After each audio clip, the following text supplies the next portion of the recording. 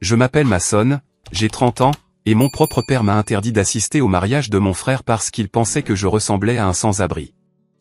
Avant que je ne vous parle des voitures de police, des cris, et du moment où j'ai acheté le silence de ma famille, dites-moi d'où vous regardez dans les commentaires. Je lis chacun d'entre eux. C'est arrivé un mardi, 3 jours avant la cérémonie. L'air en Oregon était vif, portant cette odeur de pain et de pluie imminente qui me calmait habituellement. Pas ce jour-là. J'étais debout sur le porche de la maison de mon enfance, un endroit qui ressemblait plus à un musée qu'à une maison. Je fixais mon père, qui bloquait l'entrée, le torse bombé comme s'il gardait l'entrée d'un club VIP.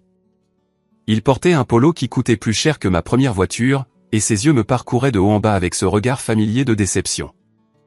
C'était un regard que je connaissais depuis mes 6 ans. « Mason » a-t-il dit, la voix basse, essayant d'empêcher les voisins d'entendre. « Il faut qu'on parle de samedi. » J'ai ajusté mon sac à dos. Je portais un sweat à capuche gris délavé, un jean en dénime brut, et une paire de bottes usées. Pour lui, j'avais l'air de sortir d'une benne à ordures. Pour quiconque connaissait un peu le streetwear japonais, je portais pour environ 4 000 $ de tissu. Mon sweat à capuche était une pièce vintage loop-wheel d'un petit atelier d'Osaka. Mon jean était un Visvim. Mais mon père, il ne comprenait que les marques dont les logos étaient assez grands pour être vus de l'espace. « Qu'est-ce qu'il y a samedi ?» ai-je demandé, en gardant ma voix stable. J'ai récupéré mon costume chez le teinturier. Il est prêt. C'est ça le problème, a-t-il dit en se frottant la nuque. Il ne me regardait pas dans les yeux. Il regardait la pelouse manucurée par-dessus mon épaule. Ta mère, moi, et Isabella, bien sûr, nous en avons discuté. Nous pensons qu'il serait préférable que tu n'assistes pas à la réception. J'ai cligné des yeux. Le vent a fait bruisser les feuilles, mais le silence entre nous était lourd. Pardon ? C'est l'image, Mason, a-t-il lancé, sa patience s'effritant instantanément. Regarde-toi. Tu as l'air négligé. Isabella vient d'une famille très en vue. Son père est un partenaire de golf d'un sénateur. Nous avons des investisseurs qui viennent, des gens importants. On ne peut pas t'avoir assis là, l'air d'un raté. Un raté. Ce mot est resté en suspens dans l'air. J'ai un costume, papa, ai-je dit, la mâchoire se crispant. Je sais comment m'habiller pour un mariage. Ce ne sont pas seulement les vêtements, a-t-il interrompu, agitant la main avec dédain. C'est toute l'ambiance, Mason. Tu ne cadres pas. Tu conduis cette voiture de location pourrie quand tu viens en ville. Tu parles de ce que tu fais avec les ordinateurs, c'est ennuyeux et franchement, ça met les gens mal à l'aise. Bradan a besoin que ce jour soit parfait. Il conclut un gros contrat avec l'oncle d'Isabella le mois prochain. Nous ne pouvons pas risquer que tu l'embarrasses. J'ai senti un feu froid dans mes entrailles. Ce n'était pas de la colère, exactement. C'était quelque chose de plus ancien. C'était l'épuisement de 30 ans à essayer de prouver que j'avais de la valeur pour ces gens. Donc, je ne suis pas invité, ai-je déclaré sèchement. Tu peux venir à l'église, a-t-il offert comme s'il me faisait une faveur. Assieds-toi au fond. Mais le dîner, la fête. C'est 500 $ par personne, Mason. Nous ne pensons tout simplement pas que c'est le bon environnement pour toi. Je l'ai regardé. Je l'ai vraiment regardé. J'ai vu les rides de stress autour de ses yeux, le désespoir de paraître riche, de paraître réussi. Il se noyait dans les dettes pour maintenir ce style de vie, pour payer ce mariage, mais il s'inquiétait pour mon sweat à capuche. D'accord, ai-je dit. Il a cligné des yeux, surpris. Il s'attendait à une bagarre. Il s'attendait à ce que je le supplie. D'accord. Oui, d'accord. Je ne viendrai pas à la réception. En fait, je ne viendrai pas à l'église non plus. Je ne voudrais pas risquer de gâcher les photos depuis le dernier rang. Allons, Mason, ne sois pas dramatique, a-t-il commencé. Je ne suis pas dramatique, papa. Je suis pratique. Tu veux une image parfaite ? Tu l'as. Je me suis retourné et j'ai descendu l'allée. Je n'ai pas regardé en arrière. Je n'ai pas claqué le portail. J'ai juste marché jusqu'à ma voiture de location, une modeste Ford berline, et je suis monté. Mes mains tremblaient, non pas de peur, mais de l'adrénaline de lâcher enfin prise. J'ai sorti mon téléphone. J'avais un billet réservé pour Seattle pour dimanche. Je l'ai annulé. J'ai ouvert mon application bancaire. J'ai dépassé le compte courant que mes parents connaissaient, celui avec 2000 $, et j'ai ouvert mes principaux avoirs. Les chiffres étaient réconfortants. Ils étaient solides. Ils étaient le résultat de 7 ans de travail acharné dans l'ombre, à construire des architectures de sécurité pour des bourses de crypto-monnaies et à concevoir des protocoles de blockchain pour des startups fintech à Tokyo et Singapour.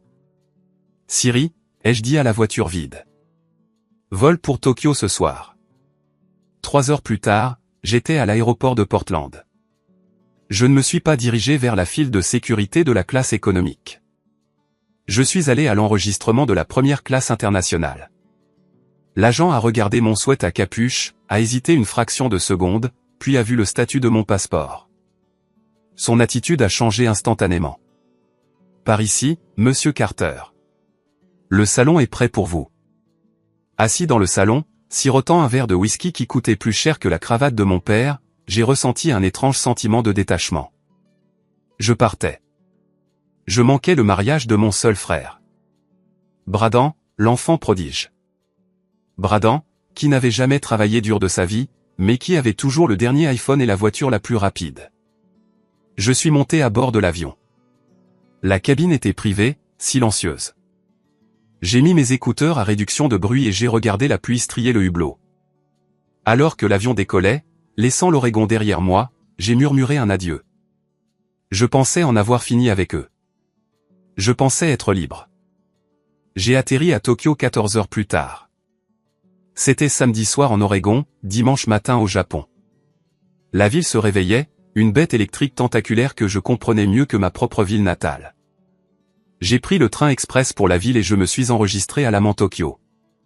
J'ai passé la journée à marcher. J'ai traversé Shibuya, laissant le bruit m'envahir.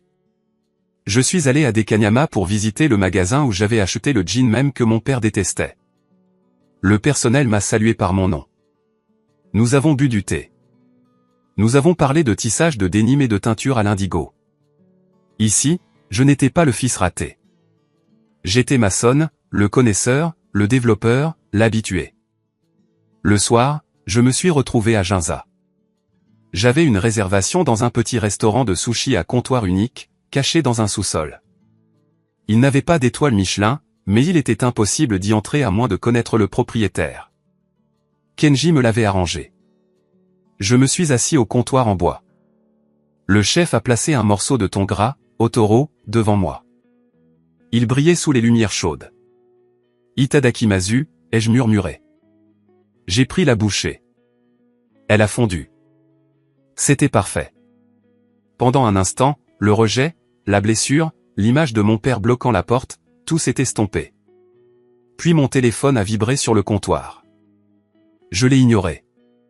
Il a vibré encore et encore, une longue vibration continue qui signifiait que quelqu'un appelait. J'ai froncé les sourcils. Il était 3 heures du matin en Oregon. La réception du mariage devait battre son plein ou toucher à sa fin. J'ai retourné le téléphone. C'était ma tante Lily. Lily était la seule de la famille à me traiter comme un être humain. Elle était le mouton noir de sa génération, une femme qui fumait trop et riait trop fort. J'ai refusé l'appel. Je ne voulais pas entendre parler du mariage. Je ne voulais pas entendre à quel point Isabella était belle ou à quel point le discours de Bradan était touchant. Puis un texto est arrivé. Lily, maçonne, ouvre Facebook maintenant. Oh mon Dieu. Mon estomac s'est noué. Le chef m'a regardé, sentant le changement d'humeur. J'ai hoché la tête en guise d'excuse et j'ai pris le téléphone. J'ai ouvert l'application Facebook. Mon fil d'actualité était généralement ennuyeux, rempli de nouvelles technologiques et de mèmes, mais tout en haut, partagé par mon cousin, puis repartagé par 3 autres personnes, il y avait une vidéo. La miniature était floue, prise en basse lumière, mais j'ai reconnu les lustres en cristal de la salle de banquet dont mon père s'était vanté. J'ai appuyé sur lecture. La vidéo était tremblante. Elle montrait la piste de danse. L'orchestre avait cessé de jouer. Il y avait un murmure de voix confuses. Au centre de l'image se tenait ma mère. Elle portait une robe de soirée argentée, l'air terrifié. Au-dessus d'elle se tenait Isabella, la mariée, la fille de l'ami du sénateur, l'image même de la classe. Elle était rouge de colère, hurlant. L'audio était faible, mais je pouvais distinguer les mots. Vieille sorcière menteuse. Tu crois que tu peux m'espionner? Isabella, s'il te plaît, la voix de ma mère semblait petite. J'ai juste vu. Tu n'as rien vu, a crié Isabella, et puis c'est arrivé. Isabella a ramené sa main en arrière. Ce n'était pas une gifle. C'était un crochet du droit. Elle a balancé avec tout le poids de son corps. Clac. Le son était écœurant, même à travers les haut-parleurs du téléphone.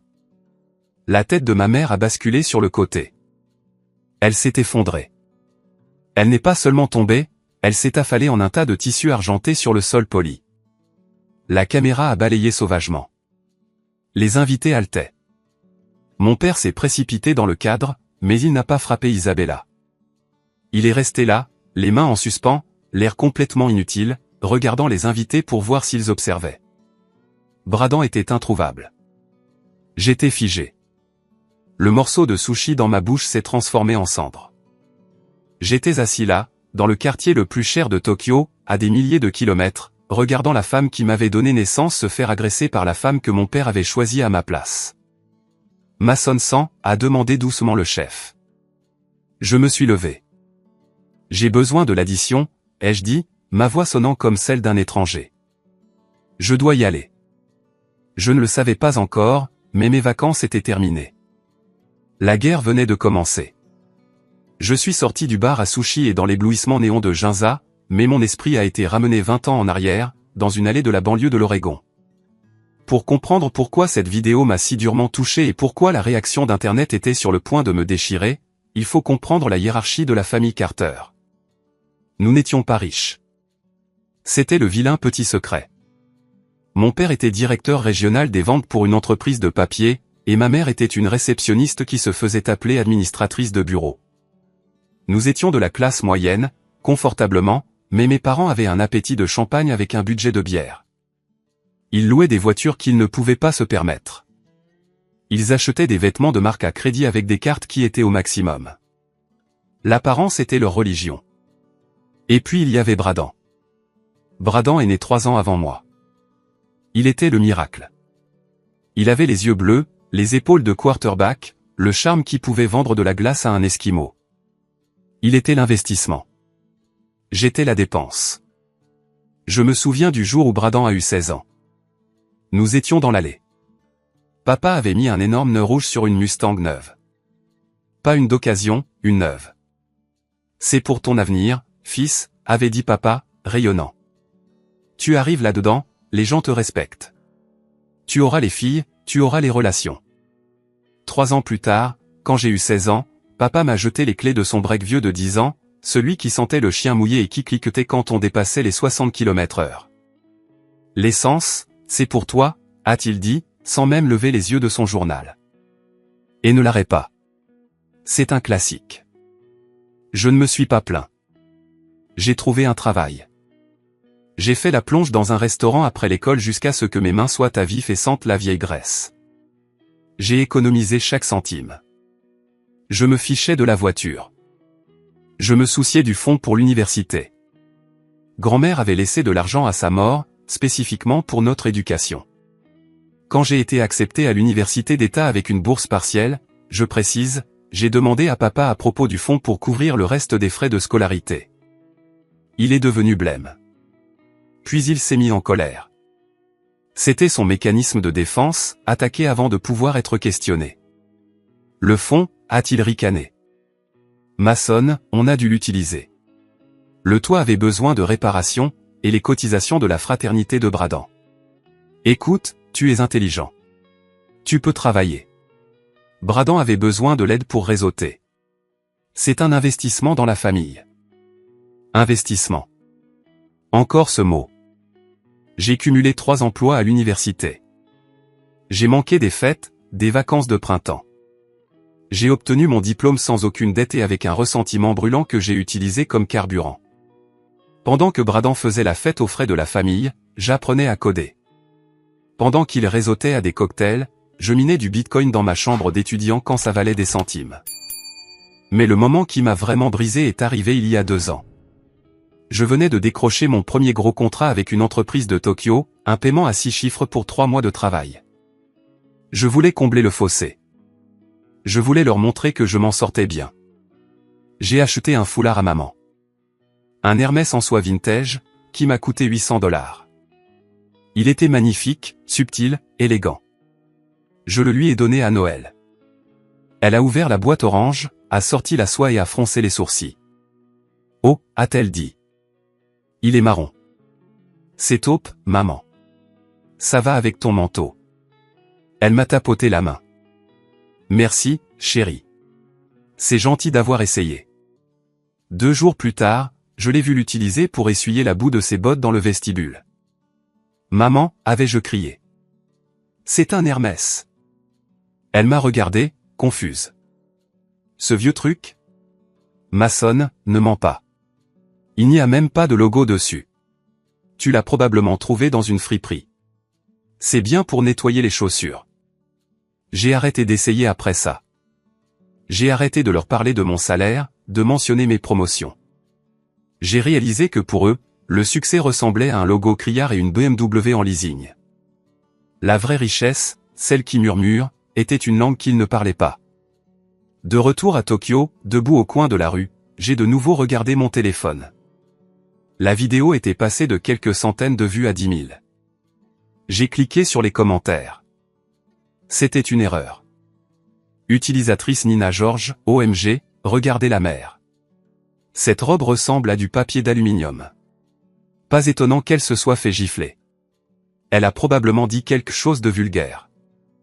Chad Brad 3, la mariée est canon, par contre. Ce crochet du droit était professionnel. Belle-mère KO, dame classe 88, toute cette famille crie le nouveau riche. Ils en font trop. Les décorations ont l'air cheap. La mère a l'air d'être ivre. Des ploucs qui se battent entre eux. Mon sang n'a fait qu'un tour. Il traitait ma mère de plouc. Il se moquait de l'image même que mon père avait détruite nos finances pour protéger. Vulgaire, cheap, bas de gamme. L'ironie était étouffante. Mon père m'avait banni, la seule personne de cette famille qui avait réellement des liquidités et aucune dette, parce que j'étais le cheap. Et maintenant, son mariage parfait et coûteux devenait viral comme l'incarnation de la vulgarité. J'ai de nouveau senti une vibration. Un autre texto, cette fois d'un numéro inconnu. C'était une capture d'écran d'une conversation par texto. Expéditeur inconnu, regarde ce que ton frère m'a envoyé. La capture d'écran montrait un texto de Bradan à quelqu'un nommé Chloé. Bradan, bébé, je sais que je me marie aujourd'hui. C'est juste du business. Une fois que le vieux claquera et qu'on aura la maison, je divorcerai. Elle est chiante comme la pluie, mais son père remplit mon carnet de commandes. Attends-moi, c'est tout. J'ai fixé l'écran. Chloé. Ce nom me disait quelque chose. C'était l'ex-petite amie de Bradan à l'université, celle que maman détestait parce que son père était plombier. Il l'avait intimidée pour la chasser de la vie de Bradan il y a des années. Bradan n'était pas seulement la victime d'une mariée folle. C'était aussi un escroc. Il épousait Isabella pour l'argent qu'il pensait qu'elle avait. Isabella l'épousait pourquoi? J'ai de nouveau regardé la vidéo. Pourquoi a-t-elle giflé maman? Maman a dit, j'ai juste vu. Vu quoi? Mon téléphone a sonné. C'était mon père. J'ai hésité. Une partie de moi voulait jeter le téléphone dans la circulation de Tokyo et disparaître dans la nuit néon. Je pouvais juste rester ici. J'avais l'argent. J'avais les relations. Je n'avais pas besoin d'eux. Mais j'ai regardé l'arrêt sur image de ma mère par terre, humiliée, brisée. Elle avait essuyé ses bottes avec mon foulard, oui. Elle était restée là pendant que papa me bannissait, oui. Mais elle était toujours ma mère. Et la voir étendue sur le sol par une femme que mon frère utilisait pour un gain financier, ça a réveillé quelque chose de féroce en moi. J'ai fait glisser la barre pour répondre. Maçonne, la voix de mon père était méconnaissable. Ce n'était pas la voix tonitruante du patriarche. Elle était mince, tremblante et terrifiée. J'ai vu la vidéo, papa, ai-je dit, allant droit au but. Tu dois nous aider, a-t-il balbutié. C'est partout. L'investisseur, Monsieur Tanaka, il l'a vu. Il est parti.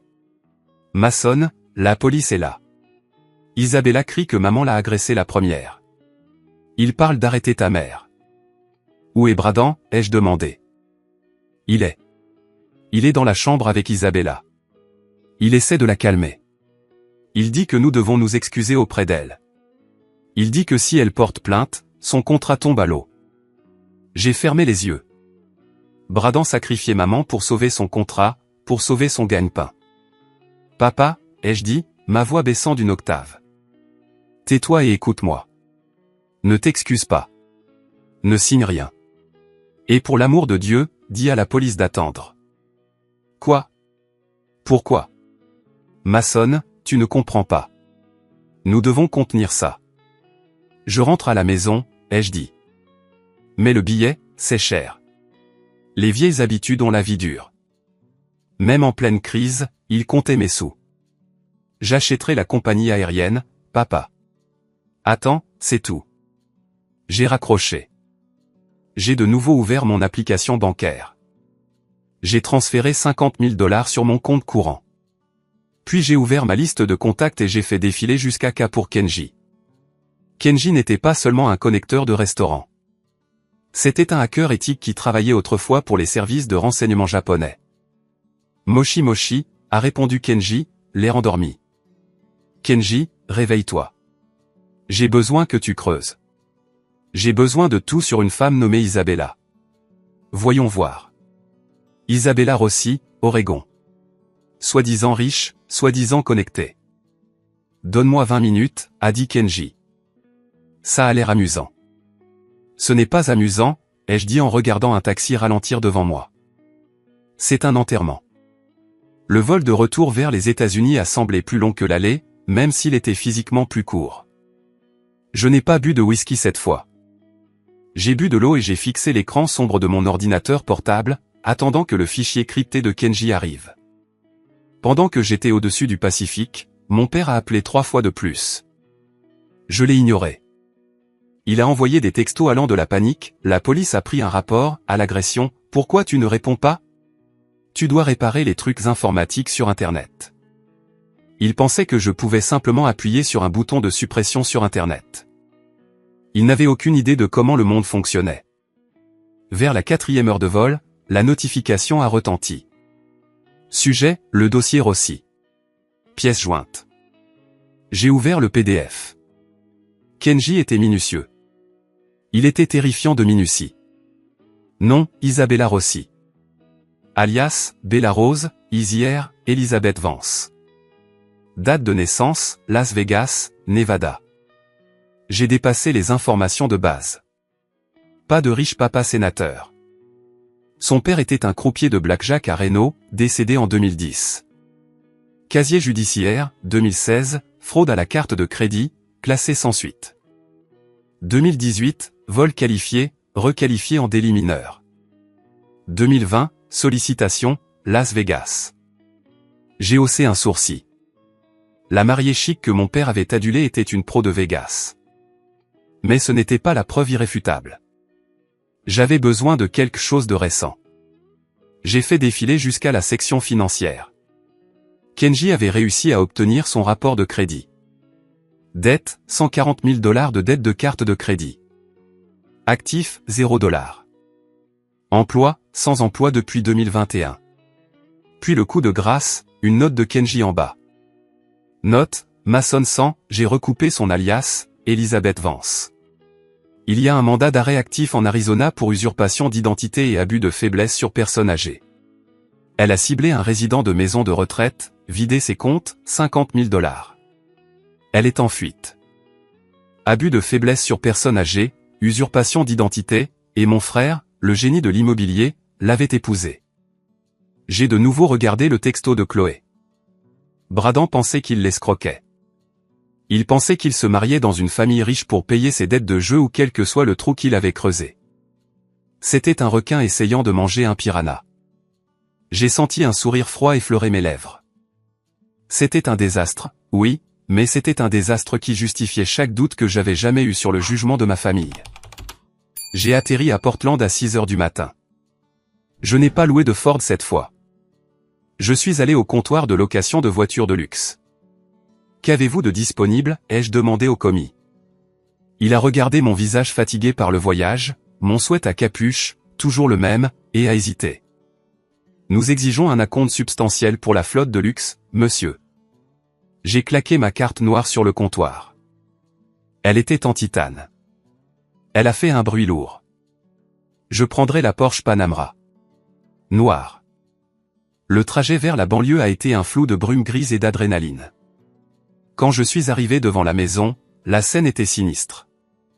Le panneau « Jeune marié » pendait encore de travers sur le portail d'entrée, ressemblant à un mauvais présage. Il y avait des traces de pneus sur la pelouse, probablement des invités fuyant la réception. J'ai garé la Porsche juste derrière la BMW en leasing de mon père. Le contraste était poétique. Sa voiture était brillante mais appartenait à la banque. La mienne était une location, mais je pouvais acheter la concession. J'ai monté les marches. Je n'ai pas frappé. J'ai utilisé la clé que je n'avais pas utilisée depuis 2 ans. L'odeur m'a frappé en premier. Vin éventé, parfum renversé, et cette odeur distincte de vieille peur. Le salon était en désordre. Les cadeaux de mariage étaient empilés au hasard dans un coin, non ouvert. Mon père était assis dans son fauteuil, la tête dans les mains. Il avait l'air d'avoir 10 ans de plus qu'il y a 3 jours. Ma mère était sur le canapé, tenant un sac de petits pois congelés sur son visage. Tout le côté gauche de son visage était un tourbillon de violet et de jaune. Et assise à la table de la salle à manger, mangeant un bol de céréales comme si de rien n'était, se trouvait Isabella. Elle a levé les yeux à mon entrée. Elle portait un des peignoirs en soie de ma mère. « Qui diable es-tu » a-t-elle demandé, du lait dégoulinant de sa cuillère. « Je suis le gars qui n'était pas invité » ai-je dit, la voix calme. La tête de papa s'est relevée d'un coup. « Maçonne. Dieu merci, tu. Où as-tu eu cette voiture dehors ?»« Location » ai-je dit sèchement. Je me suis approché de maman. J'ai doucement soulevé le sac de petits pois. L'échymose était vilaine. « Es-tu allé à l'hôpital ?»« Non » a murmuré maman, ses yeux évitant les miens. On ne pouvait pas. La presse. Si on allait aux urgences, ils déposeraient un rapport. Isabella a déjà dit à la police que c'était de la légitime défense, est intervenu papa, sa voix suppliante. Elle a dit que maman l'avait attaquée. Si on porte plainte, elle porte plainte. Ça devient un gâchis. C'est déjà un gâchis, papa, ai-je dit. Je me suis tourné vers Isabella. Alors, légitime défense ? Une femme de 60 ans t'a attaqué ? Isabella a eu un sourire narquois. C'était une expression froide et pratiquée. Elle m'espionnait dans la suite nuptiale. Une voyeuse. J'ai eu peur. J'ai réagi. C'est un traumatisme. Espionner ? J'ai regardé maman. Que as-tu vu, maman ? Maman a tressailli. Elle a regardé Isabella, la terreur dans les yeux. Rien. Je n'ai rien vu. Elle m'a vu me changer, a lancé Isabella. Perverse. Je savais que c'était un mensonge. J'ai regardé autour de moi. Où est Bradan ? Il dort, a dit Isabella. Pauvre bébé, il est si stressé. Vous avez gâché notre journée. Nous l'avons gâché ? J'ai ri. C'était un son sec et sans humour. Tu as agressé ma mère devant 200 personnes. Elle m'a manqué de respect.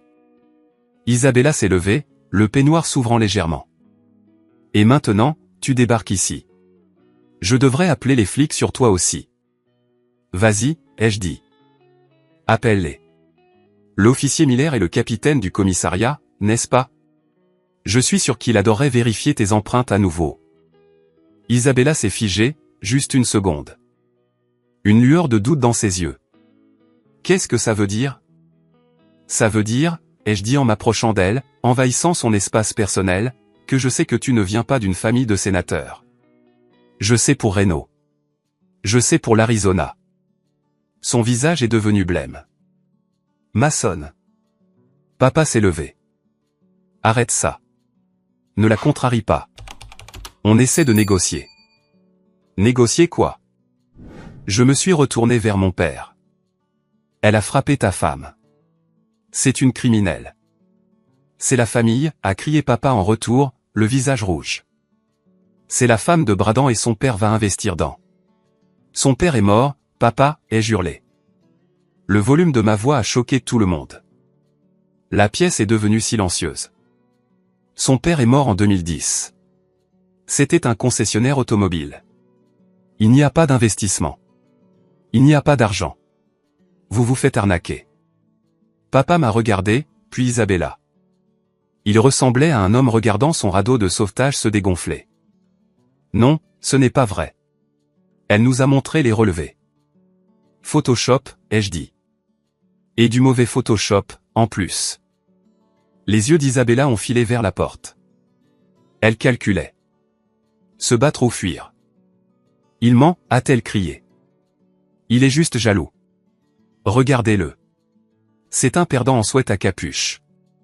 Vous allez le croire lui plutôt que moi? Je suis votre belle-fille. À ce moment, les escaliers ont grincé. Bradan est descendu. Il avait l'air d'avoir la gueule de bois, les cheveux en désordre, portant juste un boxeur. Qu'est-ce qui se passe, a-t-il gémi. Pourquoi Mason est-il là? Ton frère m'attaque. Isabella a couru vers lui, enfouissant son visage dans sa poitrine. De fausses larmes ont commencé instantanément. Il a raconté d'horribles mensonges. Fais-le partir. Bradan m'a regardé avec un mépris pur. Dehors, Mason. Sérieusement. Tu n'étais pas invité avant, tu n'es pas invité maintenant. Retourne dans ton petit appartement et laisse les adultes tranquilles. J'ai regardé mon frère. J'ai vu la peur derrière son arrogance. Il savait, au fond de lui, il devait savoir que quelque chose n'allait pas.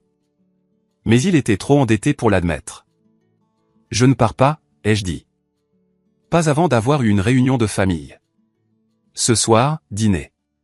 Tout le monde s'assoit. On met tout sur la table. On ne mange pas avec toi, a craché Bradan. Oh, si, vous le ferez, ai-je dit. J'ai sorti mon téléphone et j'ai tapoté l'écran. J'ai envoyé une commande à mon imprimante, celle que j'avais installée dans mon ancienne chambre il y a des années, qui était toujours connectée au Wi-Fi. À l'étage, l'imprimante s'est mise en marche. Qu'est-ce que tu fais? A demandé maman. J'imprime, ai-je dit. J'imprime le mandat d'arrêt d'Isabella de l'Arizona.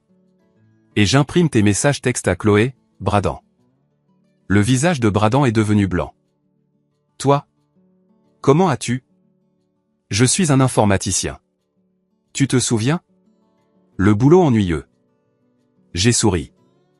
Dîner à 19h. Commander des pizzas. Je vais faire une sieste dans mon ancienne chambre. Si quelqu'un me dérange, j'envoie le PDF à la police et au père de Chloé. Je suis passé devant eux et j'ai monté les escaliers. J'ai senti leurs yeux brûler dans mon dos.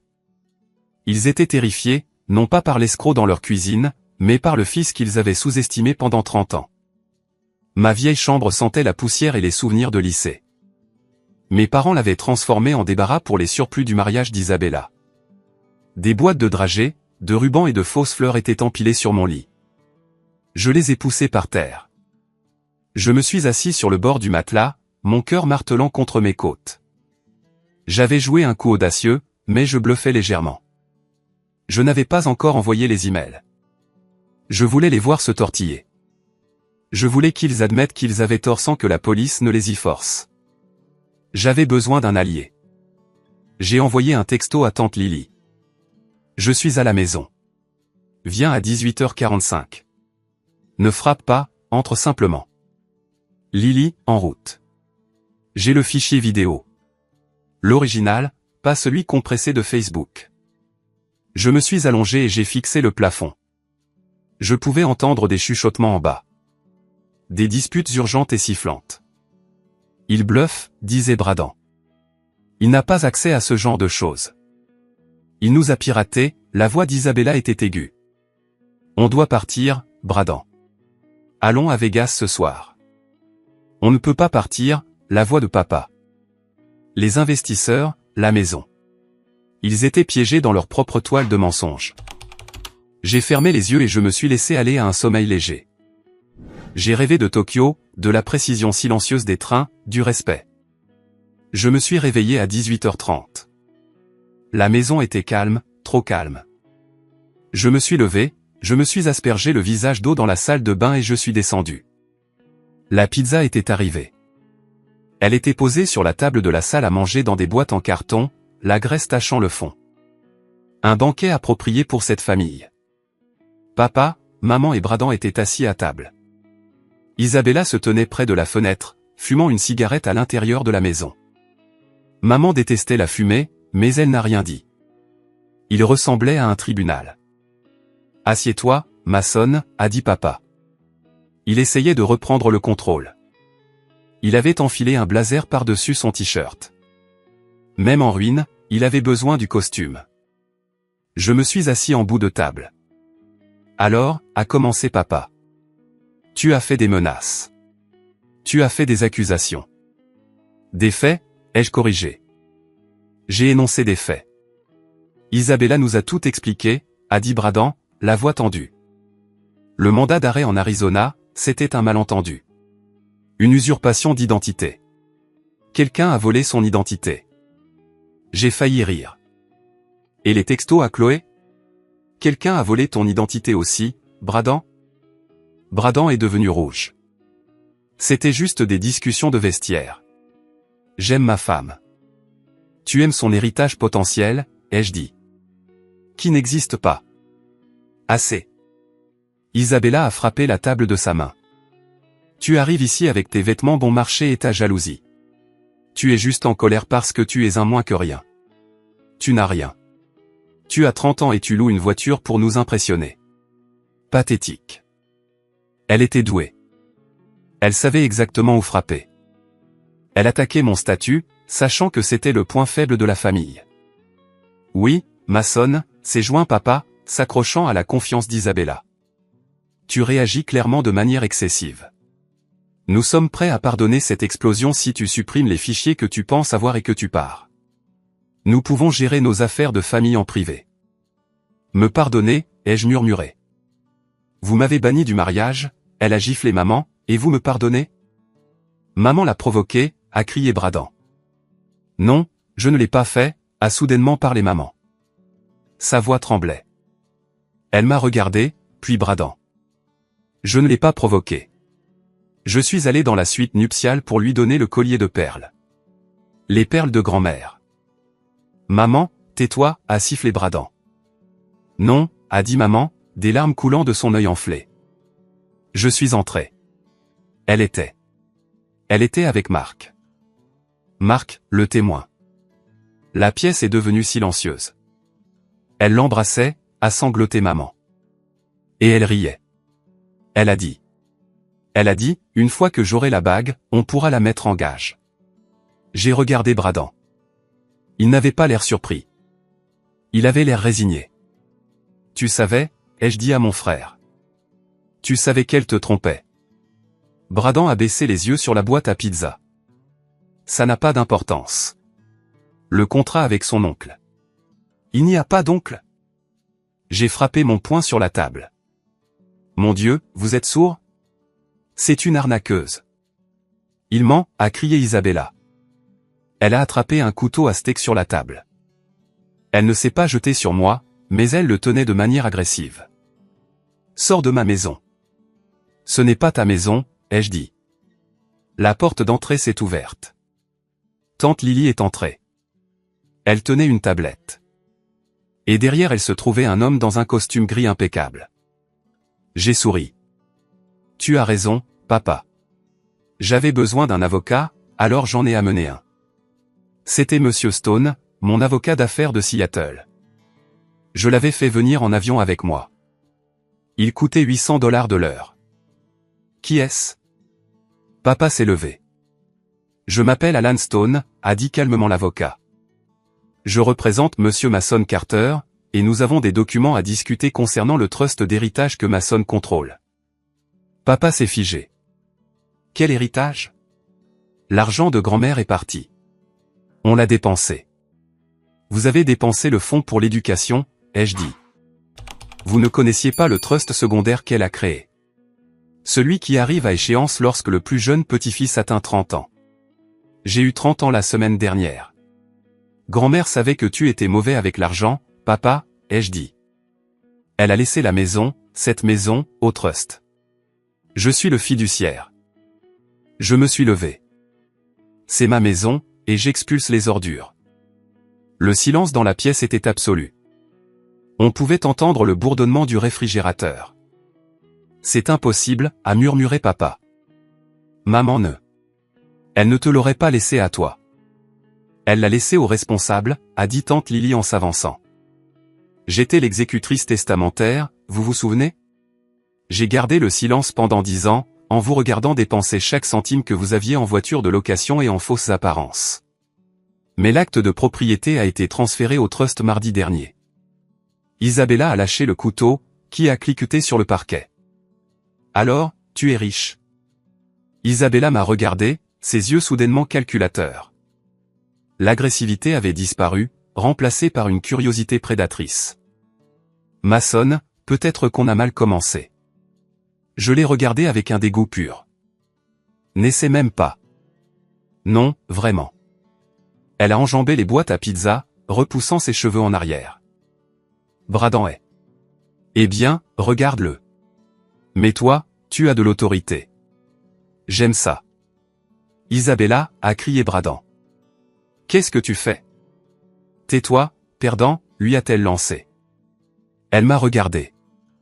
Si c'est ta maison, peut-être que je peux rester. On peut s'arranger. C'était l'étalage le plus pathétique que j'ai jamais vu. Elle changeait de camp en temps réel. Monsieur Stone, ai-je dit, veuillez leur montrer les documents financiers. Monsieur Stone a posé un dossier sur la table. Il l'a ouvert. Ce n'était pas seulement l'acte de propriété de la maison. C'était mon relevé bancaire. Papa s'est penché. Ses yeux se sont agrandis. Il a plissé les yeux, comptant les virgules. 8 millions, a-t-il étouffé. Liquide, ai-je dit, sans compter les actifs en crypto et la propriété à Tokyo. Mets tes vêtements, a balbutié maman. Le sweat à capuche. C'est un visvim, maman, ai-je dit, expliquant enfin. C'est japonais. Le coton est filé à la main. Ce sweat à capuche coûte $600. Le jean coûte $1000. Ce n'est pas parce qu'il n'y a pas un énorme logo Gucci doré dessus que c'est bon marché. C'est la différence entre nous. Vous achetez des choses pour avoir l'air riche. J'achète des choses parce que j'apprécie la qualité. J'ai regardé Bradan. Il fixait le papier, la bouche ouverte. Il ressemblait à un enfant qui réalise que son jouet est cassé. Tu avais cet argent, a murmuré Bradan. Et tu m'as laissé galérer. Galérer? J'ai ri. Tu conduisais une Mustang au lycée. Ton université a été payée. Je travaillais à la plonge, Bradan. J'ai construit ça à partir de rien pendant que tu jouais aux faux hommes d'affaires. Nous sommes une famille, a crié papa en frappant la table. Tu as des millions et tu nous laisses nous noyer dans les dettes. Tu nous laisses nous humilier. Vous vous êtes humilié vous-même, ai-je dit froidement.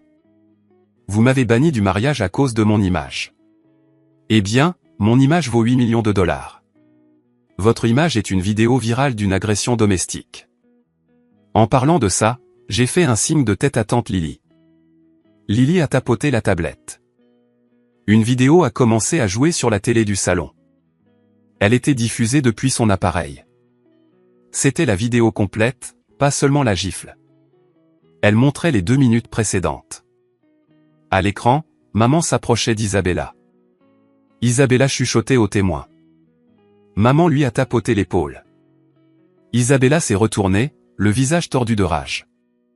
Dégage de là, vieille harpie, a crié Isabella dans la vidéo. S'il te plaît, ne fais pas ça à Bradan, a supplié maman. Rends juste la bague et pars. Je ne pars pas avant d'avoir le chèque, a hurlé Isabella. Ton idiot de fils m'a promis 50 000 pour les frais du mariage. Je veux mon argent. Puis la gifle. La vidéo s'est terminée. Elle l'a admis, ai-je dit. Elle était là pour l'argent du mariage. L'argent que tu as emprunté sur ton 401, papa. Papa s'est affalé sur sa chaise. Il avait l'air vaincu. 50 000 je le lui ai donné hier en espèces pour le traiteur. C'est parti. Isabella a eu un sourire narquois. Transféré sur un compte offshore ce matin. Bonne chance pour le récupérer. Elle a attrapé son sac à main. Eh bien, c'était amusant, mais puisque le jeu est terminé, je pars. Bradan, ne m'appelle pas. Ton score de crédit est déprimant. Elle s'est tournée pour sortir par la porte d'entrée. Je n'irai pas là-bas si j'étais toi, ai-je dit calmement. Pourquoi? Tu vas m'arrêter, a-t-elle ricané. Non, j'ai pointé la fenêtre. Oui. Des gyrophares rouges et bleus ont clignoté à travers les rideaux transparents. Une sirène a retenti. Je n'ai pas seulement amené un avocat, ai-je dit. J'ai appelé le détective Miller en venant ici, je lui ai envoyé le mandat d'arrêt de l'Arizona et la vidéo de l'agression. Isabella a couru à la fenêtre. 3 voitures de police bloquaient l'allée, coinçant ma Porsche et sa voie de fuite. Espèce de salaud, a-t-elle crié en se jetant sur moi. Cette fois, elle n'avait pas de couteau. Elle n'avait que des griffes. Mais avant qu'elle ne puisse m'atteindre, la porte d'entrée s'est ouverte en grand. Police. Les mains en l'air. Isabella s'est figée. Elle m'a regardé une dernière fois. Il n'y avait plus de charme, juste une haine pure et sauvage. J'espère que tu pourriras, a-t-elle craché. Profite bien de la prison, ai-je répondu. J'ai entendu dire que les combinaisons oranges sont très abordables. Ils lui ont passé les menottes. Ils l'ont traîné dehors, donnant des coups de pied et criant devant les voisins qui s'étaient rassemblés sur leur pelouse. La porte s'est refermée. La maison était de nouveau silencieuse. Bradan pleurait, de vrais sanglots. Papa fixait le mur. Maman tenait le sac de glace, me regardant avec un mélange d'admiration et de honte. Maçonne, a murmuré maman. Merci. Je l'ai regardé. J'ai regardé l'ecchymose. J'ai ressenti une pointe de pitié, mais je l'ai refoulée. Ne me remercie pas, ai-je dit. Je ne l'ai pas fait pour vous. Je l'ai fait parce que j'en avais marre d'être la risée. Qu'est-ce qui va se passer maintenant, a demandé papa, la voix tremblante. La maison? Tu as dit qu'elle était à toi. Elle l'est, ai-je dit. Et je la vends. La vendre? Papa s'est levé. Mais où irons-nous? Je ne sais pas, ai-je dit. Vous avez des salaires. Vous êtes des adultes. Débrouillez-vous. Ou peut-être utiliser l'argent que vous avez économisé en ne payant pas pour mes études. Maçonne, s'il te plaît, a supplié maman. Nous sommes ta famille. Non, ai-je dit en me dirigeant vers la porte. Vous êtes mes parents. Il y a une différence. Je me suis arrêté sur le seuil. Monsieur Stone s'occupera de l'avis d'expulsion. Vous avez 30 jours. Je vous suggère de commencer à faire vos cartons. Je suis sorti dans l'air frais de la nuit. Les voitures de police s'éloignaient avec Isabella. Ma Porsche attendait. Je suis monté, j'ai démarré le moteur et je l'ai fait vrombir. C'était bruyant. C'était odieux. C'était tout ce que je détestais. Mais pour ce soir, ça ressemblait à une victoire. Les retombées ont été rapides et brutales. Le lendemain matin, la nouvelle a éclaté, la mariée de la gifle virale arrêtée pour fraude multi-État. Le visage meurtri de ma mère était aux informations locales, mais cette fois, le récit avait changé. Elle était la victime. Internet s'est excusé, en quelque sorte. Utilisatrice Gina George, ok, je retire ce que j'ai dit. La mère est une victime. Mais le fils qui les a sauvés, le millionnaire secret. Est-il célibataire? J'ai ignoré les commentaires. J'ai passé la semaine suivante dans une suite d'hôtel, laissant Monsieur Stone s'occuper des détails sordides. Bradan a demandé l'annulation du mariage. Elle a été accordée rapidement, compte tenu de la fraude. Il était de nouveau célibataire, mais brisé. L'éclat de l'enfant prodige s'est éterni. Il a dû déclarer faillite pour effacer les dettes qu'il avait accumulées en essayant d'impressionner Isabella. Papa a perdu son emploi. L'entreprise de papier n'aimait pas la publicité négative associée à son nom. Il a été contraint à une retraite anticipée avec une fraction de la pension qu'il attendait. Et la maison. J'y suis retourné une dernière fois avant de la mettre en vente. Elle était vide. Les cartons étaient faits. Mes parents étaient assis sur les marches du porche, attendant leur camion de déménagement. Ils déménageaient dans un appartement de 2 chambres de l'autre côté de la ville. C'était un endroit agréable, mais ce n'était pas un manoir. C'était moyen. Ils m'ont vu arriver. Je n'étais pas dans la Porsche. J'étais dans ma Ford de location. J'avais rendu la voiture tape à accent grave l'œil. Ce n'était pas moi. Mason, a dit papa. Il avait l'air petit. Il ne portait pas de polo. Il portait une chemise en flanelle de Costco. Salut, papa. On a signé les papiers, a-t-il dit. On a renoncé à toute réclamation sur le trust. C'est tout à toi. Je sais, ai-je dit. Monsieur Stone me l'a dit. On voulait dire, a commencé maman. Elle n'était pas maquillée. L'échymose virait au jaune maladif. On est désolé pour le mariage, pour les vêtements, pour tout. Je me tenais sur la pelouse, regardant la maison où j'avais grandi, la maison où l'on m'avait dit que je n'étais pas assez bien.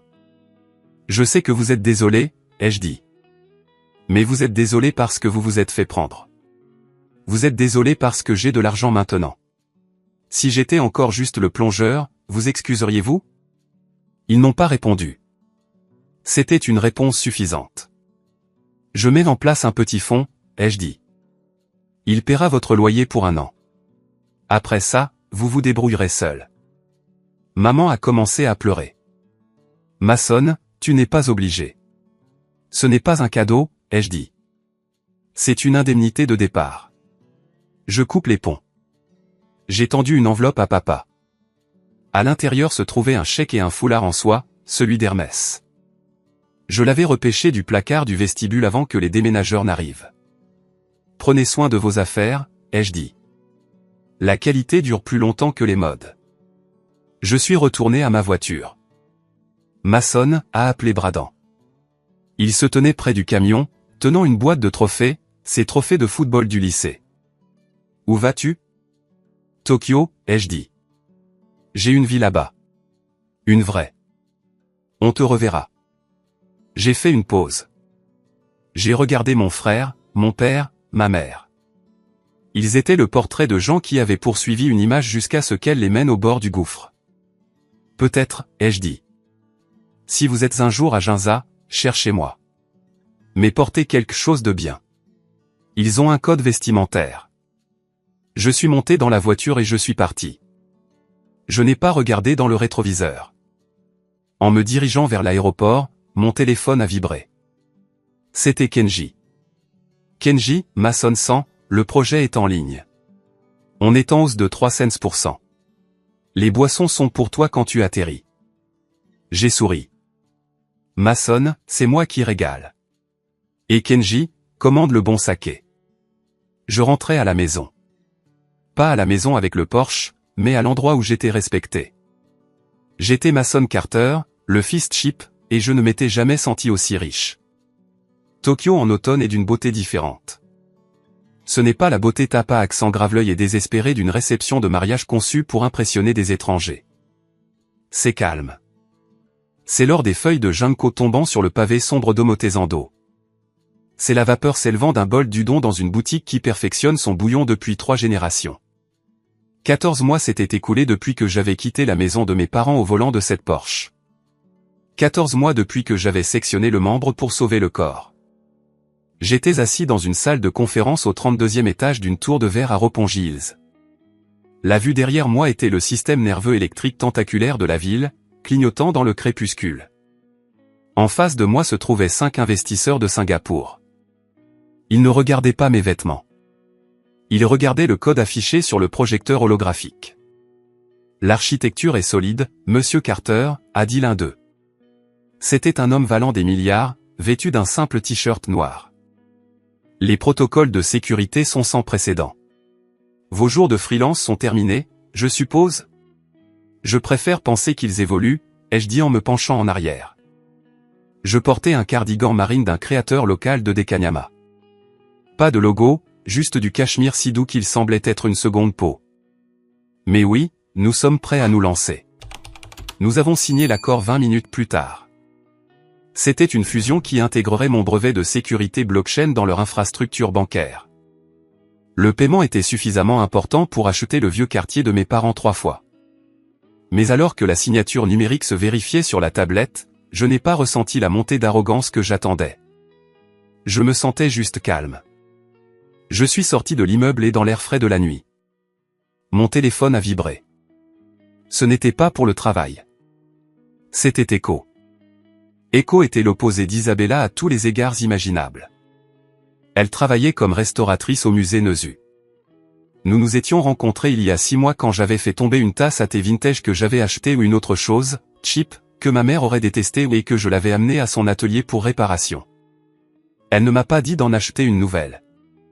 Elle l'a réparée en utilisant le kintsugi, l'art de réparer la poterie cassée avec de la laque saupoudrée ou mélangée à de la poudre d'or. Elle a traité la cassure comme faisant partie de l'histoire de l'objet plutôt que comme quelque chose à dissimuler. As-tu fini de sauver le monde numérique, lisait son texto. Pour aujourd'hui, ai-je tapé en retour. Dîner? J'ai fait du nab. Rentre à la maison. Maison. Ce mot me serrait l'estomac autrefois. Maintenant, il signifiait un petit appartement minimaliste à Meguro avec vue sur la rivière. J'ai hélé un taxi. Alors que je regardais la ville défiler, mon esprit est retourné en Oregon. Je ne les avais pas bloqués, exactement. Je n'avais simplement pas pris contact. Tante Lily me tenait au courant. Je connaissais les bases. Papa travaillait à temps partiel dans une quincaillerie. La pension de l'entreprise de papier n'était pas suffisante pour couvrir le loyer de leur appartement de 2 chambres et les paiements des dettes qu'ils n'avaient toujours pas apurées. Maman était bénévole dans une friperie d'église. L'ironie ne m'avait pas échappé. Et Bradan. Bradan était la surprise. Selon Lily, le divorce et la faillite l'avaient anéanti. Mais au lieu de fuir, il était resté. Il travaillait dans la construction, un travail manuel. L'enfant prodige coulait du béton et transportait du bois. Je suis arrivé à l'appartement d'Echo. L'odeur de dashi et de sauce soja m'a frappé dès que j'ai ouvert la porte. C'était chaleureux. C'était réel. Bonne journée, a-t-elle demandé en prenant mon manteau. Elle a vu le regard dans mes yeux, ce regard lointain. Tu penses encore à eux. Je dois y retourner, ai-je dit doucement. Elle s'est arrêtée. Pourquoi? Ils ont demandé de l'argent? Non. La vente de la grande maison a été finalisée aujourd'hui. Il y a des papiers finaux qui nécessitent une signature manuscrite. Les avocats ont dit que je pouvais les envoyer par la poste, mais... Mais tu as besoin de le voir, a-t-elle terminé pour moi. Tu as besoin de voir que le fantôme est parti. J'ai hoché la tête. J'ai besoin de boucler la boucle. Je suis reparti en avion 2 jours plus tard. Je n'ai pas pris de jet privé. J'ai volé en classe affaires sur un vol commercial. Je n'essayais plus de prouver quoi que ce soit. Je voulais juste y arriver. L'Oregon avait exactement le même aspect, mais était entièrement différent. Il était plus petit. Les arbres semblaient plus courts.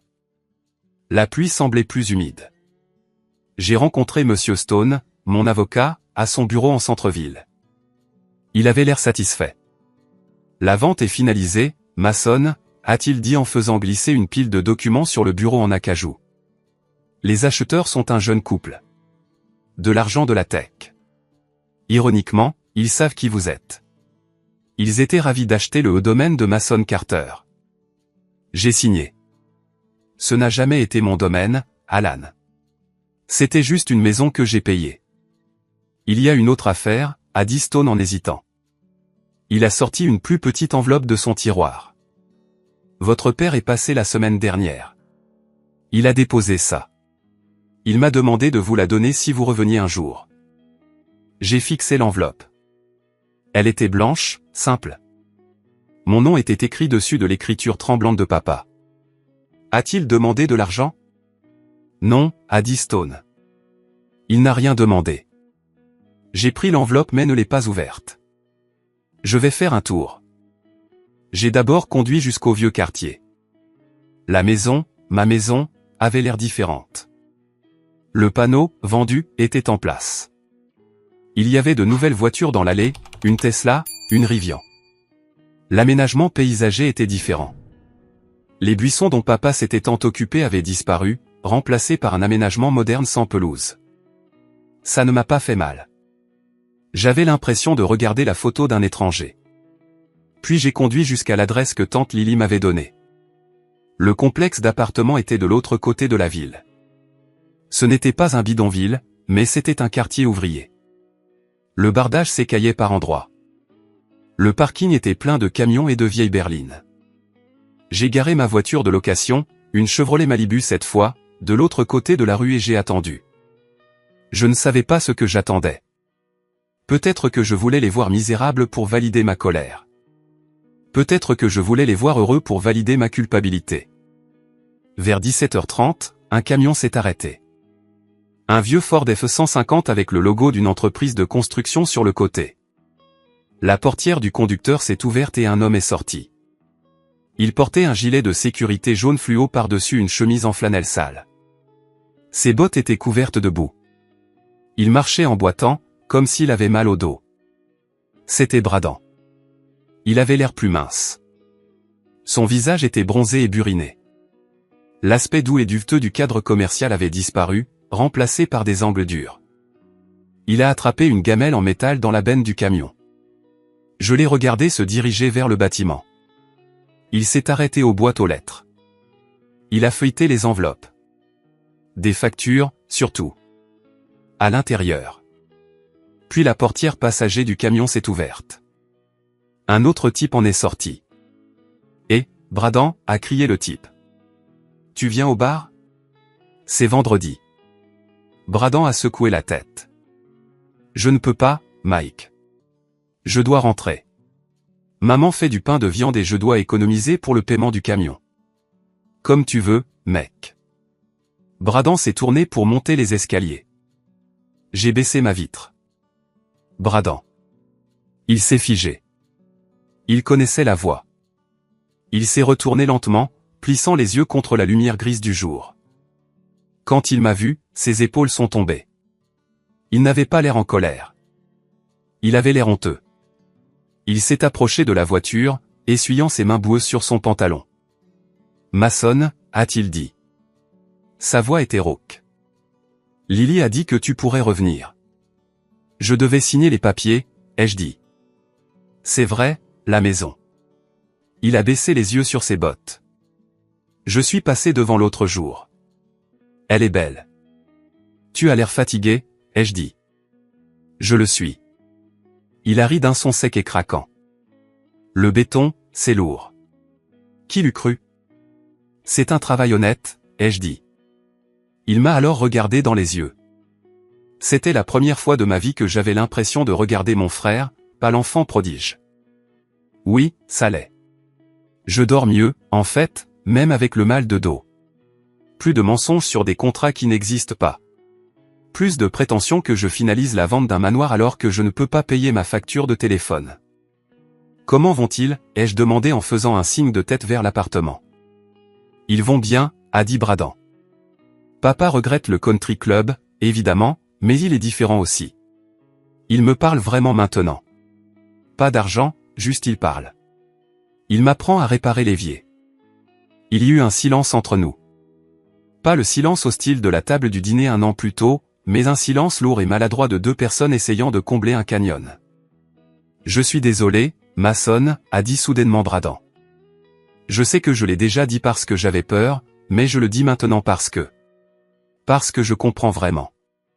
J'étais un parasite. Tu étais la seule chose réelle dans cette maison. J'ai regardé ses mains. Elles étaient calleuses, cicatrisées, sales. C'étaient les mains d'un homme qui construisait enfin quelque chose, même si ce n'était que son propre caractère. Je dois y aller, ai-je dit. Je ne pouvais pas en supporter beaucoup plus. Les émotions montaient, menaçant de fissurer ma contenance. Attends. Bradan a fouillé dans sa poche. Il a sorti un billet de 20 $ froissé. Je sais que c'est une blague pour toi. Je sais que tu as des millions, mais pour mon anniversaire, tu as envoyé une carte. Tu n'as pas mis d'argent dedans, mais tu l'as envoyé. Je ne t'ai jamais rien offert en 30 ans. Il a essayé de me tendre les 20 $ par la fenêtre. Bradan, je n'ai pas besoin. Prends-le, a-t-il insisté, ses yeux intenses. S'il te plaît. C'est mon argent. Je l'ai gagné. J'ai coulé une allée pour ça. Je veux offrir un verre à mon frère. Même si je ne peux pas être là pour le boire avec lui. J'ai fixé le billet. Il était sale. Il sentait la sueur et la poussière de cloisons sèches. Je l'ai pris. Merci, ai-je dit. Ma gorge était serrée. Ne te fais pas rare, maçonne, a dit Bradan en reculant. Aussi. Je comprends si tu le fais. Mais on est là. On n'est pas parfait, mais on essaie. J'ai remonté la vitre et je suis parti. Je n'ai pas regardé en arrière l'appartement. J'ai conduit directement à l'aéroport. Je me suis assis dans le salon de première classe, tenant le billet de 20 $ froissé. Je l'ai regardé pendant longtemps. Puis je me suis souvenu de l'enveloppe que M. Stone m'avait donnée. Je l'ai déchirée. À l'intérieur se trouvait une photographie. Elle était vieille, granuleuse. Elle avait été prise dans le jardin de notre première maison, avant les problèmes d'argent, avant l'obsession de l'image. C'était moi et Bradan. J'avais 5 ans, il en avait 8. Nous étions couverts de boue, tenant des verres que nous avions déterrés du jardin. Nous rions. Maman et papa étaient en arrière-plan, assis sur des chaises de jardin, nous souriant réellement, sans s'inquiéter des taches d'herbe. Au dos de la photo, papa avait écrit « On s'est perdu en chemin ». J'ai oublié que c'était la seule richesse qui comptait. Je suis si fier de l'homme que tu es devenu, malgré moi. Papa. Je n'ai pas pleuré. J'avais assez pleuré pour eux. Mais j'ai senti quelque chose changer dans ma poitrine. La colère, la rage blanche qui m'avait alimenté pendant une décennie, s'est calmée. Elle n'a pas disparu, mais elle s'est solidifiée en quelque chose de gérable, comme la laque dorée dans la poterie d'Echo. J'ai sorti mon téléphone et j'ai envoyé un texto à Echo. Je rentre à la maison. As-tu bouclé la boucle, a-t-elle demandé. J'ai regardé la photo, puis le billet de 20 $. Ouais, ai-je tapé. Je crois que oui. Le vol de retour vers Tokyo a été paisible. J'ai dormi sans rêver. Quand j'ai atterri, la ville bougeait à son rythme effréné habituel, mais je me suis déplacé lentement. Je suis allé directement à la banque. Je ne suis pas allé au comptoir des clients fortunés. Je suis allé au coffre-fort. J'ai placé le billet de 20 $ froissé et la vieille photographie à l'intérieur. Je les ai placés à côté du disque dur contenant mes clés maîtresses pour la bourse de crypto-monnaie. Pour n'importe qui d'autre, c'était des ordures à côté d'un trésor. Pour moi, ce billet de 20 $ était la chose la plus chère du coffre. C'était le prix de la dignité de mon frère. Je suis sorti sous le soleil de Tokyo. Mon téléphone a vibré avec une notification par email. C'était de mon conseiller financier. Sujet, bilan trimestriel et distribution du trust. J'ai ouvert. Les chiffres étaient astronomiques. Mais j'ai fait défiler jusqu'à la section que j'avais mise en place avant de quitter l'Oregon, celle dont je n'avais parlé à personne. Bénéficiaire, Bradan Carter. Statut, trust conditionnel. Condition, 5 ans d'emploi vérifié. Montant, frais de scolarité complet pour la descendance plus 100 000 $ d'acompte pour résidence principale. Je ne lui avais pas donné l'argent maintenant. Il avait besoin de suer. Il avait besoin de se faire ses callosités. Mais je n'allais pas le laisser se noyer s'il maintenait le cap. S'il continuait à couler ce béton et à conduire ce vieux camion, le filet de sécurité serait là. Pas pour qu'il s'y prélasse, mais pour qu'il puisse rebondir. Je me suis dirigé vers le métro. J'avais un rendez-vous avec Echo. Nous allions dans un restaurant de nouilles à Shinjuku. C'était un boui-boui, paiement en espèces uniquement, tabouret en plastique. Les bols coûtaient 8 $. Et je savais avec une certitude absolue que je serais l'homme le mieux habillé là-bas. Non pas à cause de mes vêtements, mais parce que j'étais enfin à l'aise dans ma peau. 3 ans plus tard, j'étais debout devant un miroir dans une petite loge à Kyoto. Echo était assise sur un banc derrière moi, souriant. « Ça te va bien ?» a-t-elle dit. J'ai regardé mon reflet. Je portais un kimono noir. C'était de la soie vintage, plus vieux que moi. Il portait l'écusson d'une famille qui n'était pas la mienne, mais le commerçant a dit qu'il représentait la résilience. C'est pour notre mariage, ai-je dit. Tu es sûr? C'est traditionnel. C'est authentique, a-t-elle corrigé. Et ça te va? Nous n'avions pas un grand mariage. Pas de country club, pas d'investisseurs, pas d'assiette à $500. Nous nous marions dans un petit sanctuaire dans les montagnes. Juste nous, les parents d'Eko, Kenji et tante Lily, qui venaient en avion. J'avais invité mes parents et Bradan. Ils avaient décliné, non par dépit. Papa m'avait écrit une lettre. On ne peut pas se permettre le billet, Mason, et je ne veux pas que tu le paies. On se remet enfin sur pied. Bradan est contremaître maintenant. Maman gère la friperie. On est heureux pour toi. On célébrera d'ici. Envoie des photos. C'était le meilleur cadeau de mariage qu'il pouvait me faire. Des limites, du respect, de la réalité. J'ai acheté le kimono. En sortant du magasin, j'ai vu un jeune homme marcher dans la rue. Il ne pouvait pas avoir plus de 20 ans. Il portait un t-shirt avec un énorme logo de marque de luxe placardé sur la poitrine. Il se pavanait, vérifiant son reflet dans les vitrines, s'assurant que tout le monde voyait la marque. Je me suis arrêté et je l'ai regardé. J'ai vu moi-même, ou plutôt le fantôme de qui j'étais censé être. J'ai vu l'insécurité masquée par le coton. J'ai vu le besoin désespéré de crier « j'ai de la valeur ». Sans un mot, j'ai baissé les yeux sur mes propres vêtements, un simple t-shirt blanc, un jean effiloché à l'ourlet, des bottes qui avaient été ressemelées 2 fois. Je me suis souvenu du jour sur le porche. Tu as l'air d'un raté. J'ai touché le tissu de mon t-shirt. C'était du coton de haute qualité, filé dans une machine loop wheel qui se déplaçait lentement, préservant l'intégrité du fil. Il durerait 10 ans. Il deviendrait plus doux à chaque lavage. Il n'avait pas de logo. Il n'en avait pas besoin. Il savait ce qu'il était. C'était ça la leçon, n'est-ce pas? Nous vivons dans un monde obsédé par l'emballage. Nous filtrons nos vies, nous organisons nos flux, nous louons des voitures que nous ne pouvons pas nous permettre pour impressionner des gens que nous n'aimons pas. Nous mettons nos avenirs en faillite pour payer une réception de mariage conçue pour Instagram, pas pour le mariage. Ma famille est tombée dans ce piège. Ils pensaient que le logo était la valeur. Ils pensaient que l'apparence de la richesse était la même chose que la substance du caractère. Ils étaient prêts à sacrifier leur propre fils, moi, sur l'autel de l'image. Mais le crash est arrivé. Il arrive toujours. Et quand la façade a été dépouillée, quand la fille du sénateur s'est révélée être une escroc et le magnate de l'immobilier un joueur fauché, que restait-il? Juste des gens. Des gens imparfaits, brisés, effrayés. Bradan a trouvé son salut dans le béton. Papa a trouvé le sien dans une allée de quincaillerie. Maman a trouvé le sien en triant des vêtements d'occasion. Ils ont trouvé la dignité dans la vérité. Il a fallu tout perdre pour trouver la seule chose qui comptait. Et moi, j'ai découvert que la vengeance ne consiste pas à détruire les gens qui vous ont fait du mal. C'est de les dépasser. Je ne les ai pas expulsés pour être cruel. Je les ai expulsés pour les sauver. Si je les avais laissés rester dans cette maison, si j'avais payé leurs dettes, ils n'auraient jamais changé. Ils auraient continué à essuyer leur boue sur mes foulards en soie. Ils auraient continué à me traiter comme un distributeur automatique, pas comme un fils. En m'éloignant, en les laissant tomber, je leur ai donné la chance de se relever par eux-mêmes. J'ai pris la main d'Eko. Nous avons marché dans les rues bondées de Kyoto.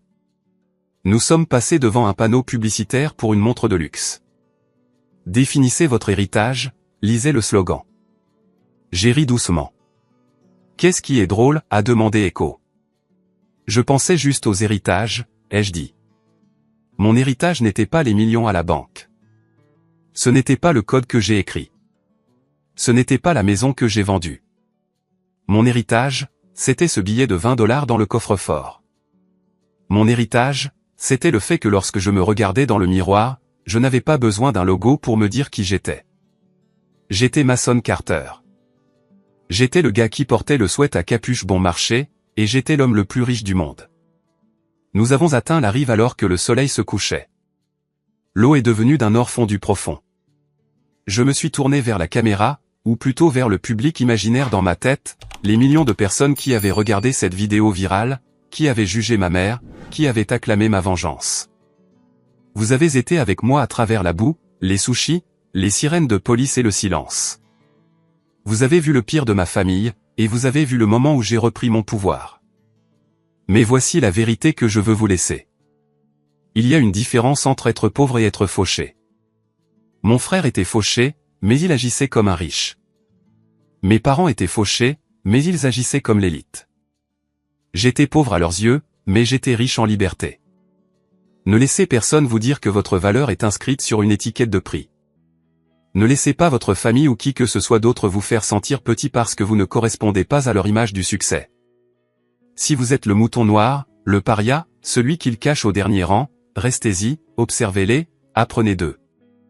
Travaillez dans l'ombre, construisez votre propre forteresse, et quand ils se tourneront enfin vers vous pour demander de l'aide, ne leur donnez pas l'aumône. Donnez-leur la vérité. C'est la seule monnaie qui ne se déprécie pas. J'ai serré la main d'Echo. Elle a serré la mienne en retour. Prêt à rentrer à la maison, a-t-elle demandé. Ouais, ai-je dit. Allons-y. Nous avons marché dans le crépuscule. Deux silhouettes en civil disparaissant dans la foule. Pas de fanfare, pas d'applaudissements, juste la vie. La vraie vie, désordonnée et belle.